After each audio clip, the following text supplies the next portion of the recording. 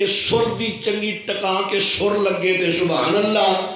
तो गल इमाम ताज़ा करने वाली कोई हदीस तैत आवे तो थे सारे गुंग वट्टा, ये नहीं साडा रिवाज ए बन गया।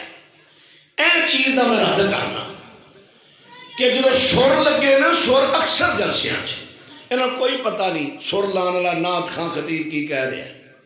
सुर उत्ते सुभान अल्लाह। मैं एक जगह क्या मैं क्या यार सुर का तो आलम हो गया है, तुसी कभी गौर भी नहीं करते कि जुमला सुर लाने वाले सही बोलिया कि गल तुहां ते बस सुर ते सुभान अल्लाह कहना है।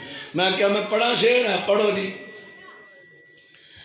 मैं फिर पढ़िया जिद जान जिदे ना लाउना है ओदा नाम मुहम्मद सोना है।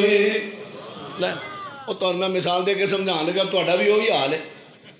तो मैं गल लगा दसन जू ही मैं पढ़िया